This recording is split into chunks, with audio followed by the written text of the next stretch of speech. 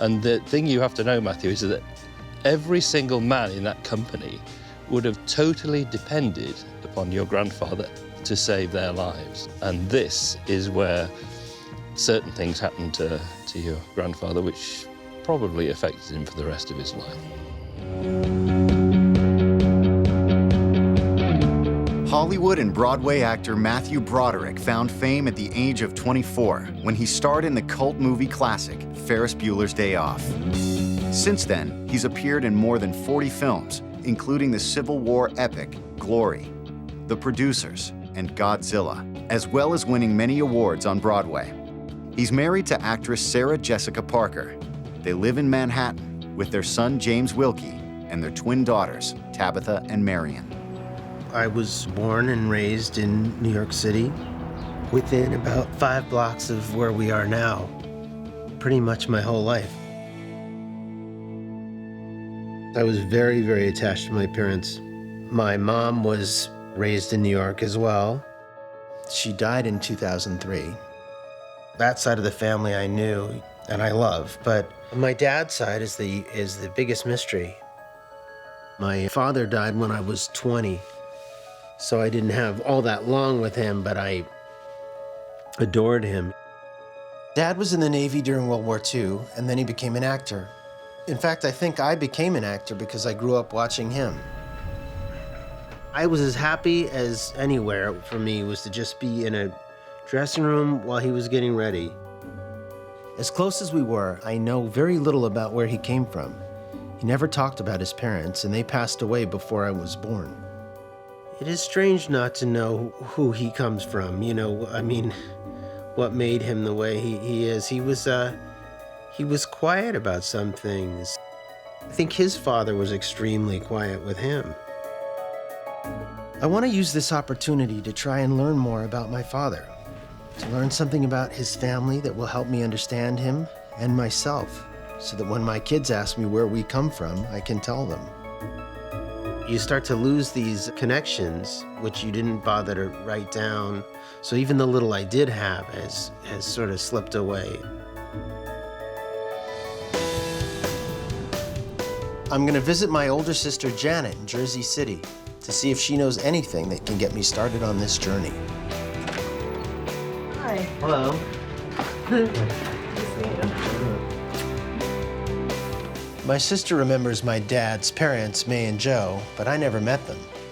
They were just gone by the time I came around. What do you want to know? Really, a big black hole, I think, is our father's. I don't know anything about that line of our family. His mother's name is May? Yeah, May. Martindale? Martindale was her maiden name. I remember that May seemed strict. She was very Catholic. Born in Connecticut? In Connecticut. But I have no idea who her parents were, what her whole line was, and what hardships did she have. Yeah. I'd like to know how his parents turned into the people they were. If Joe was quiet, why was he quiet? I know, I think he was, I heard he was quiet, that he could be bad-tempered, and that when he played cards, if he got a bad hand, he said, "This is not a hand, it's a foot." Which Mom thought was an incredibly dumb joke. But used it her whole life. Her entire life she used it, yeah. So that's Joe. That's Joe holding me. See, that's a Broderick nose and a Broderick forehead, right? Yep. Totally, with the little bulbs and everything. Yep. And big feet. And yeah, that's right, it's true. Joe was a postman. Yeah. He was in the First World War, and he apparently did something with Germans, either captured them or he got gassed. Gassed? Mom said he got money because he'd been gassed. Wow, that's incredible. Wow. Did he? Because I never knew anything about him. Yeah, right. Well, this I have to find out about. I'm very curious about that. I know. He's a veteran of a foreign war, and we know it's the First World War. Yeah. We can contact the Veterans Administration and tell them that our grandfather, here's his name, and we'd like to know if they can find out about that. We have to put some pressure on a congressman. That's the only way to get answers on this kind of thing. My best hope, I hope there's nothing really embarrassing. But I'm very open to learning anything. I hope it's a good story, but where it leads to, I'm ready for anything. Matthew's on his way to the National Archives in New York City, where he's been told his grandfather Joe Broderick's military records have been sent. James Joseph Broderick, Private First Class, 102 Infantry, MD. Enlisted on June 1916. Embarked from Montreal, September 26, 1917, and arrived at Le Havre. Well, so he was in France, transferred to medical, I think, department. That I didn't know. 102nd Infantry, 26th Division, March 1918. And now what happened there? It doesn't say. Did he fight or see action? It's mysterious. I don't know what he did over in France. This is my father's father, so it's extremely close. So dying to know what happened. I want to see if I can find out any details about his life there.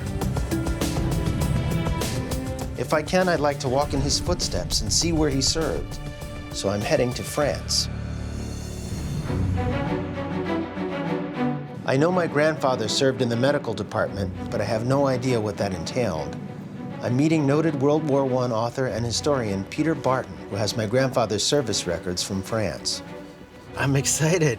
It's such a mystery to me what I'm going to find. This is the Battle of Meuse-Argonne. It was a colossal, one of the greatest battles of the entire war. Your grandfather's 26th Division arrived here on the 18th of October 1918. Wow. It was their job to take the German defences on the top of this ridge here. And they were formidable defences. The Germans knew that this attack was coming and they concentrated their best forces. Yeah. It was a devastating attack for them. Wow. Because they had machine gun fire coming from the hills over here, and machine gun fire coming from the hills over there. And this is converging and crossing these fields. So in order to reach the German trenches, you have to walk through a stream of bullets. So if we have a look at your grandfather's duties, do you know what he did? Not really. Yeah. I mean, see, he died right before I was born, so... He was a private first class and specifically trained to save life on the field.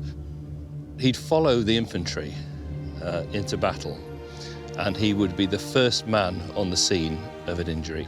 With the shells and machine guns, you wouldn't be able to hear yourself scream. Yeah. He couldn't hear the men shouting for help. He would have to see that. Yeah. He is totally exposed, and his job was utterly, utterly critical, because he had to stop hemorrhage from bullet wounds or shrapnel wounds and splint people if they had badly shattered legs or arms. God. Before the stretcher bearers came, it was a position of huge responsibility. And the thing you have to know, Matthew, is that every single man in that company would have totally depended upon your grandfather to save their lives. And this is where certain things happened to your grandfather, which probably affected him for the rest of his life. Matthew Broderick is searching back into his father's family history. I don't know anything about that line of our family. He's now in France, where his grandfather James Joseph Broderick served in World War I when he was only 22 years old. It's amazing, I really knew almost nothing about him. But I found out that he was a medic, and he was the one who would rush right out in enemy fire and friendly fire. Extremely dangerous job. He was right in the middle of it. Learning what happened here, it's hard to imagine anyone escaping uninjured. It's amazing anyone survived. The thing you have to know, Matthew, is that he wasn't coming here to kill anybody. He was here to preserve life. Right. To preserve the life of his own pals. And I've got something else to show you here, which I suspect you might not have seen before. Oh. Purple Heart. Is that right? Yep. Wow. This is incredible. So this is he was wounded. That's right. It's this document which tells us where he was wounded, and that's how we can place him here by the date of this document. Because you know where his group was on 10/27/18. That's right. Broderick James J., wounded in action, private, medical department, awarded Purple Heart. Wounded in action, October 27th, 1918.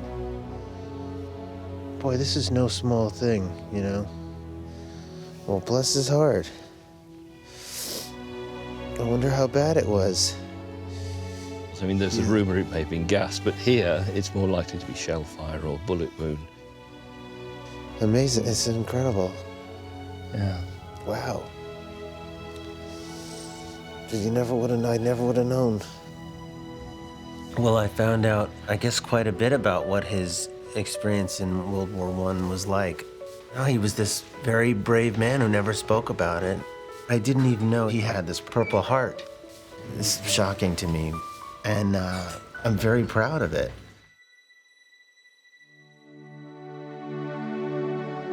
My grandfather was wounded, but thankfully he survived.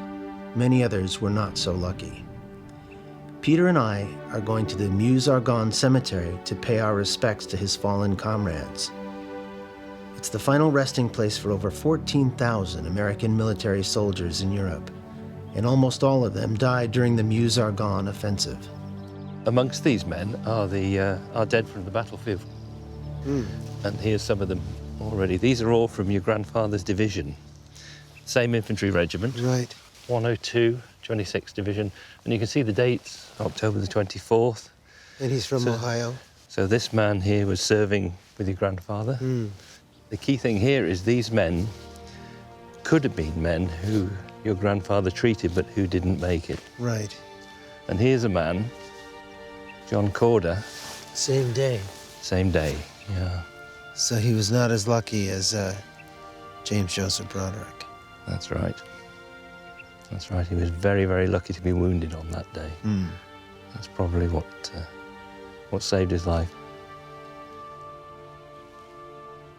I just can't imagine how it would have felt to be in his position, to be responsible for so many lives and at risk at the same time. I've got something here for you to have a look at. See what you find. Recommendations for Distinguished Service Cross. Private First Class James Broderick, being attached to Company K as first aid man, performed his duties to the utmost, giving first aid to the wounded under heavy shell and machine gun fire, fearlessly and with absolute disregard for personal safety. Wow. Distinguished Service Cross? That's a big medal. It's the second highest award for gallantry you can receive. My God. That's amazing.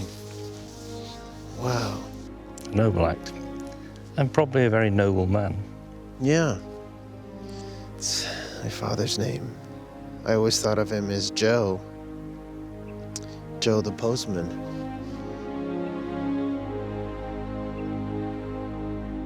After hearing all my grandfather went through, I can see why he didn't like to talk about it with my dad. I'm very impressed that he would even be there. So close to the front lines was enough, but that he's performed his duties to utmost, giving first aid to the wounded under heavy shell and machine gun fire, fearlessly, and with absolute disregard for personal safety. Which is a really lovely sentence, too. So I will cherish having that, you know? This was 6 days of absolute bravery in the worst possible conditions. He didn't talk about it, but I now know about it. He's been found out, and I'm enormously proud of him. If Joe hadn't survived, I wouldn't be here. It's because of his service and all of these men that our family has the life we do today.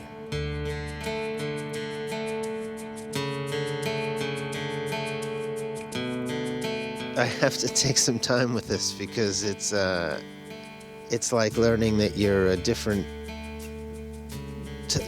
there's something different in your being than what you always thought. something has been filled in that I didn't know was blank. Matthew Broderick is on a journey into his father's family history. He's just discovered that his grandfather Joe was a war hero. Now, he's turning his attention to his grandmother, Mary. I have no idea where she comes from, who her parents were, what her whole line was, and what hardships did she have. Yeah. I want to know where she came from. I want to know where her parents came from. I'm very excited. So I'm heading to her home state of Connecticut. I'm starting in the state archives, where I'm meeting the head of the History and Genealogy Unit, Richard Roberts. How would I find more out about Mary Martindale? We could take a look at the census on Ancestry.com on the laptop and see if we could pull her up. Okay. This is a listing of various censuses down here. So we're going to be looking for 1910 census, Martindale. And then we know that she's in Connecticut, so for residents, we're going to put Connecticut. So if you click on search, Okay. let's see if that pulls anything up. Mary Martindale. Household members, that many? Look at that. Why would there be that many people in a house? Let's see.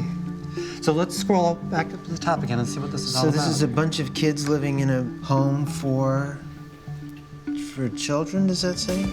Yeah, so it's really the New Haven County Temporary Home for Children. Oh, no. And this is like a county orphanage back at that time period. So she was an orphan? So it looks like she and then all these kids are living in the temporary home as orphans.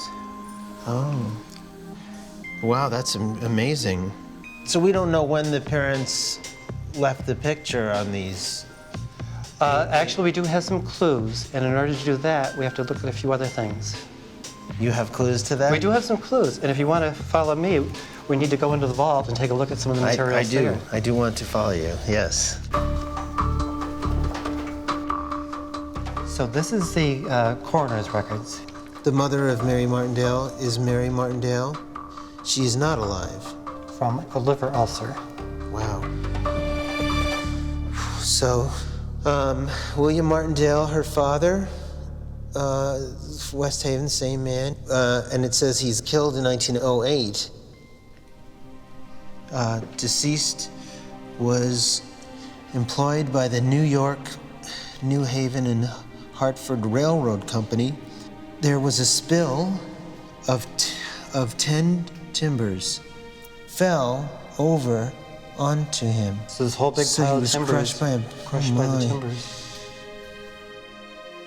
You know, I've read novels where little girls go to the state home and stuff, but it's my grandmother. It's sort of amazing. It's a very hard, unimaginably hard life. What it does is just these cold little facts, I guess you could say, get more and more human. As you put them together, you get a story of a life of a human being, and it's just fascinating. My father was so close to such a hard life, and I wonder if he knew all this too. Did she tell him about the temporary home for children? Because I've never heard it before. It's funny to know things about your parents' parents that maybe your parents didn't know. My sister Janet was curious about Mary's whole family line, so now I want to see what kind of people she comes from. I'm starting with Mary's father, William Martindale. I'm meeting Mel Smith, an expert in the History and Genealogy Unit. Back in the day, before computers, before even microfilm, people used census volumes, the actual original records. Yeah. This is the 1870 census, and we're trying to find William Martindale as a child living in the New Haven area, perhaps with his family, Right. brothers, sisters. So it might list his father or somebody in to get to? There's a whole family here. Okay. And there's Martindale. Is that William? That is a William. William Martindale. Yes, along with his mother and all his brothers and sisters. Wow. And now I know his mother is Charlotte Martindale. And does it have his father? It does not list his father. But once again, using the census records, perhaps we can leapfrog back in time to see if we could find the father. This here's the 1850 census. And once again, we're looking in the New Haven area. Oh, there's a Robert Martindale. And Charlotte. Wow. Now, wait a minute. This man is 27? Yes, So Charlotte, that's his wife? correct. She's 22, which works out properly because it was 42 in the other one. That's right. He's my great-great-grandfather. Yeah. Wow. The entire family is missing from the next census in 1860. But by 1870, the family is back, only without Robert. His name isn't recorded. So what happened to Robert Martindale between 1850 and 1870? He's relatively young, right? 27? Yes. If he was placed in the 1860 census, he'd be about 37. In 1860, so we're getting into 1860. the big event in 1860. The Civil War, is that what we're... Exactly. Oh my God. Matthew Broderick's search into his father's side of the family has brought him to Connecticut. There's a Robert Martindale. He's my great-great-grandfather. He's found Robert Martindale in the 1850 census, but after that, Robert disappears from the records. If he was placed in the 1860 census, he'd be about 37. So we're getting into 1860. the big event in 1860. The Civil War, is that what we're... Exactly. Oh my God. After 40 years of intense political and economic debate, the conflict between the northern and southern states over slavery, liberty, and states' rights resulted in the secession of 11 southern states, and soon thereafter, the Civil War. In 1861, both sides expected a short, painless war, but it turned into the most devastating conflict on American soil. The fighting continued for 4 years, resulting in more than 600,000 deaths. We do have an index here. Individuals that served in the war, the Civil War, by town. J, K, L, Lee. Oh, I just saw it. Robert Martindale. Wow. Private Company B, 20th Regiment, Connecticut Volunteer Infantry. So what happened to him there?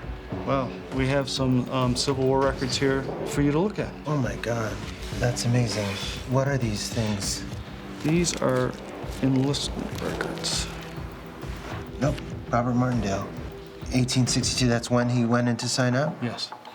This is the actual document That's that the when he actual walked document. into a room somewhere and said, Yeah, I want to be in the Civil War. that's the actual document.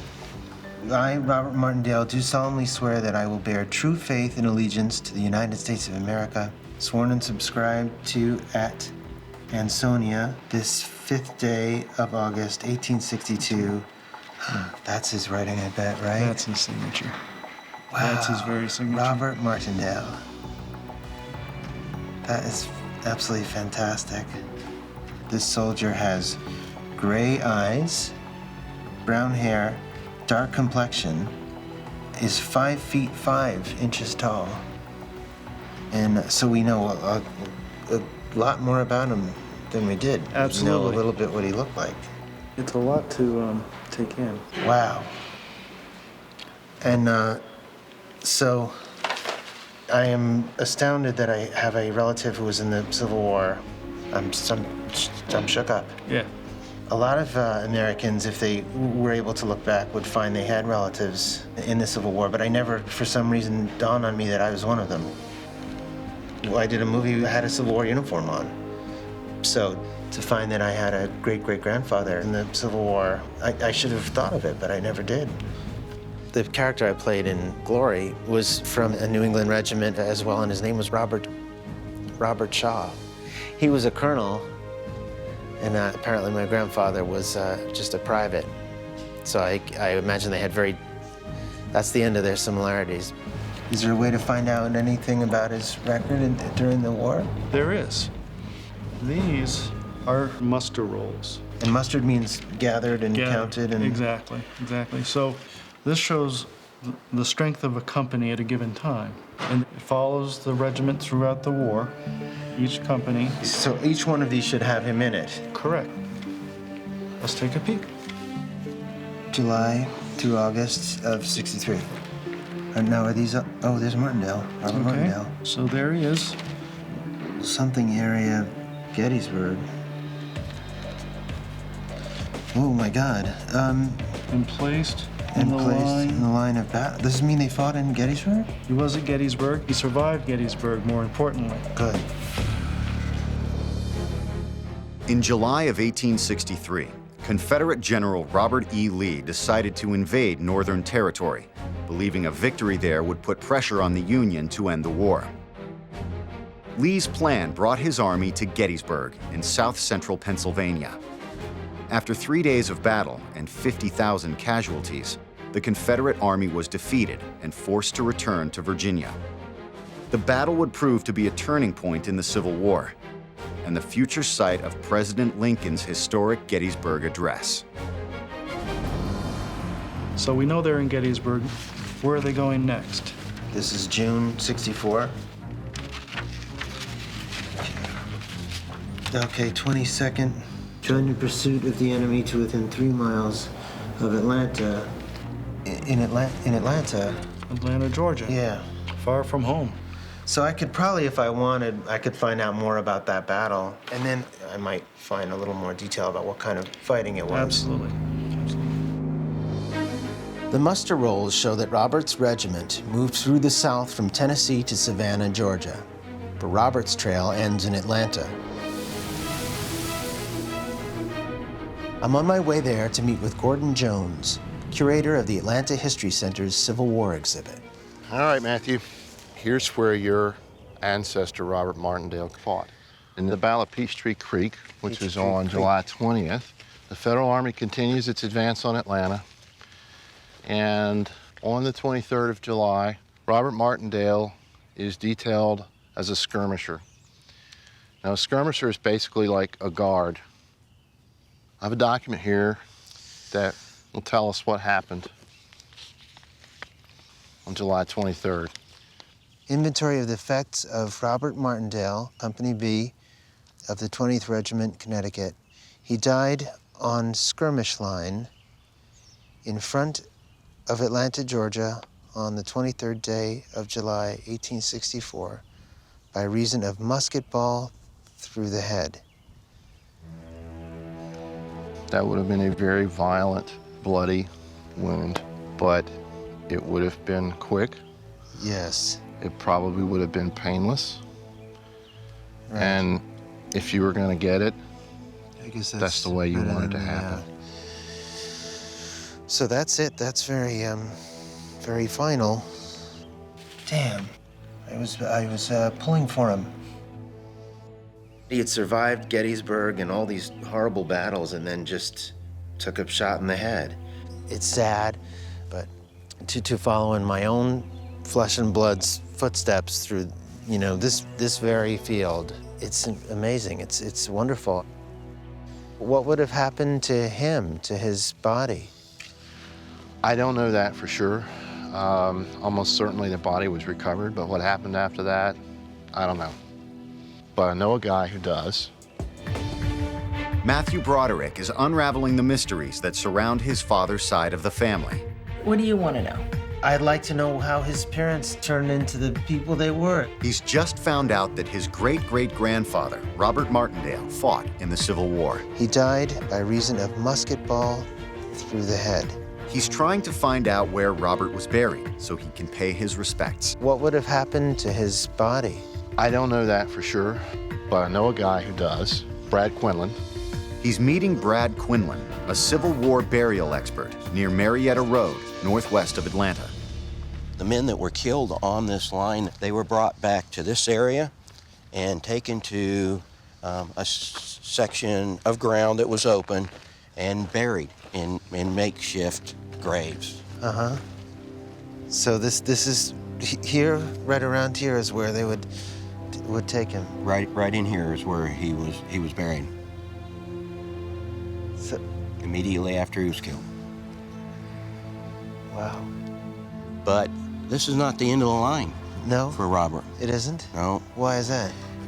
In 1866 and 1867, over the entire area of the Atlanta campaign, Yeah. men came down And they very carefully and very meticulously went to these makeshift cemeteries. Yeah. They would take these men and reinter them.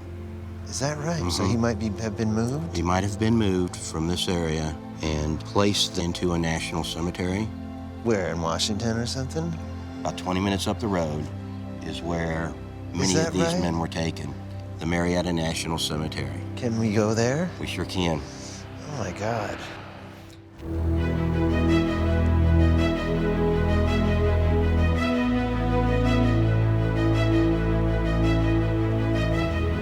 The Marietta National Cemetery was established after the Civil War. It is the final resting place for around 10,000 Union soldiers killed during Sherman's Atlanta campaign. Although great care was taken in moving the bodies, 3,000 Marietta graves remain unidentified.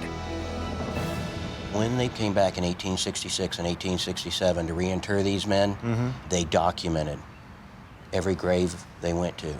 And then when they brought them here and reinterred them, they put all the documentation together, and they are in books in the National Archives. Okay. Now, this morning, we talked about Robert being buried in a cemetery downtown. Near the train track. Yes. And I've compiled a complete listing of every single man who was killed with the 20th Connecticut in the Atlanta campaign. The next thing we had to do is we had to prove one at a time all the burials of the 20th Connecticut men. So you're trying to eliminate the ones that you know? Yes. Right. We've only one man we have not accounted for 100%, Robert Martindale. Okay. This is the documentation that shows the men who were pulled up from that cemetery and brought here. Wow. Okay? We're looking for a 20th Connecticut. If you might take a look, this says, Oh my gosh, yep. Unknown. okay, Supposed to be a member of 20th Connecticut. Buried 2 miles north of the car shed, down at the Marietta Road. Where we were this morning. Yes, and he was brought here into this cemetery. Into where we're sitting now. Exactly. So we have eliminated every single man in the 20th Connecticut except for Robert Martindale. Yeah. We've proved that that grave today is Section D, grave 2469. Wow. Good job. Good job. Pretty amazing Yeah. that the documentation still exists. Yeah, today. and the smarts to know how to use it. Yeah. He's just down the hill. Well, let's go see him. Okay, let's go. I am speechless. I'm gobsmacked. To think if I hadn't contacted Brad when I did, he might not have put the missing pieces together to finally find my great-great-grandfather. It's nice that somebody bothered to find and make unanonymous Robert Martindale. Matthew Broderick is at the Marietta National Cemetery in Atlanta, trying to find his great-great-grandfather Robert Martindale's Civil War grave. He's just down the hill. Well, let's go see him. He's just put together the clues to give a name to the final unknown soldier's grave from the 20th Connecticut, his great-great-grandfather, Robert Martindale.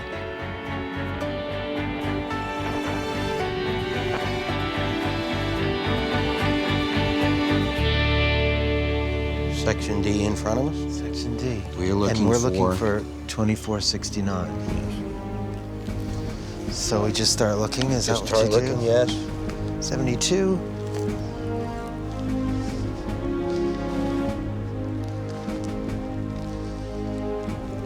Is that a 6? I think that's it. 2469.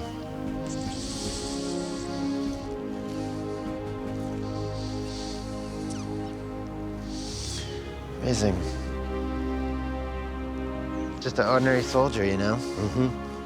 Simple little stone after a long journey. It's a nice little stone. Yeah. I kind of like it. Well, that is great to have.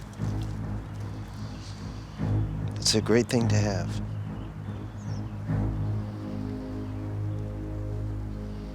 Yeah, I wish my father was, I wish my whole family was here. 5'5", brown hair, gray eyes. Well, bless his little heart. It will be noted what you came up with? It's going to be noted. Wow. I'm going to submit all the paperwork to the VA and the cemetery, and it'll be noted for all future generations. Deserves it. I'm amazed. What a complete journey it turned out to be.